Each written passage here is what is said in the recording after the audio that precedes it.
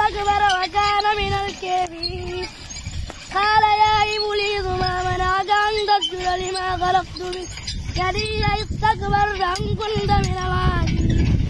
قال أنا خير منه خلقتني من نار وخلقته من طين قال فاخرج منها فإنك رجيم وإن عليك لعنتي إلى يوم